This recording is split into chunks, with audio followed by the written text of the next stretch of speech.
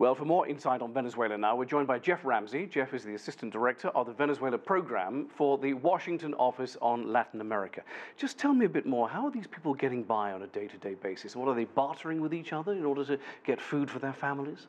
Well, they're getting by in different ways. Barter is becoming increasingly common.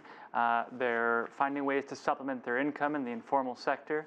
I actually know of one tenured professor at a leading university in Caracas who is resorting to selling bags of rice to supplement his own income. It's extraordinary. Now, Nicolas Maduro has put some economic proposals out there, I think in the fall. I think one of them was the 96% devaluation of the local currency, for example. Is that enough? Has it done anything to help? Unfortunately not. Inflation continues apace. I believe since those reforms were announced, prices have risen by more than tenfold. Which brings us to the question, is the government really genuinely prepared to move away from its socialist principles and do what it needs to do in order to rebuild the economy? Is it, do you think, or is it sticking to the dogma? Unfortunately, we haven't really seen a willingness from this government to take certain painful steps that it needs to bring the country out of its current economic tailspin. I mean, these include things like reducing spending, increasing taxation, and there's even talk of dollarizing the economy, and the simple truth is that Maduro has been reticent to take those steps. But why is that, do you think?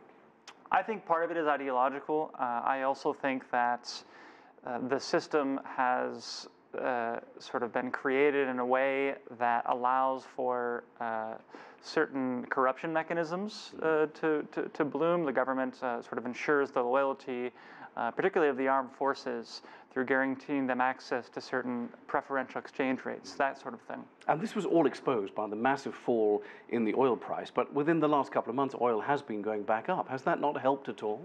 It's given them some breathing room, but the truth is that the one motor in the economy is oil, and oil production continues to fall. I believe it's projected in the next 6 months, oil production will fall below a million barrels per day. Yeah, well, it's at multi-month lows just this hour, literally. It's coming down all the time.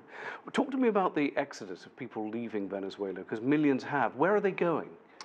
They're going primarily to Colombia and elsewhere in the Andean region. They're going on to Peru and Ecuador, and many are also going to Brazil. And the truth is that the life the lives for these Venezuelan migrants and refugees is extremely difficult.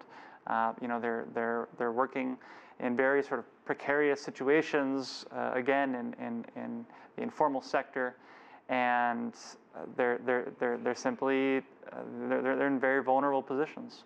Do you see any kind of bright future for Venezuela? Because we know from experience that the oil price will come back one day. We just don't know when, but it will come up again. I do think that rising oil prices again could provide some wiggle room for the governments, but the truth is that I'm pretty pessimistic about the long-term outlook for the economic crisis.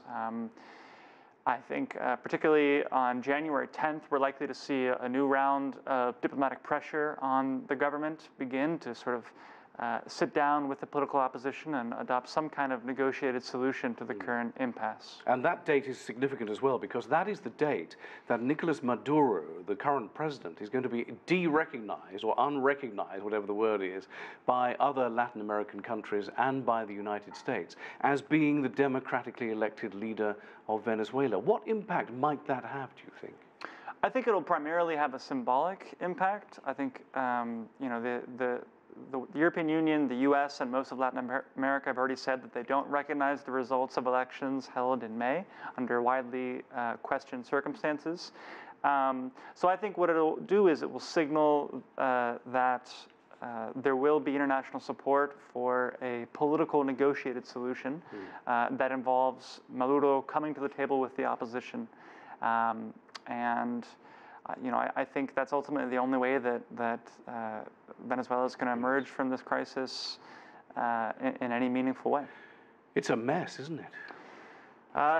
It certainly is. I think plenty of people think that there's sort of some kind of bottom to this. There has to be some natural bottom, and unfortunately, I don't believe that there is. Well, I was going to just say, briefly and finally, is it naive to ask you, couldn't Venezuela look at ways of diversifying its economy away from just oil? Certainly, and you know, we've seen the government pay lip service to this idea.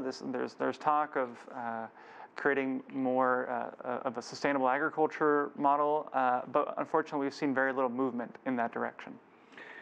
Geoff Ramsey, thank you very much. Thank you. Thanks for having me.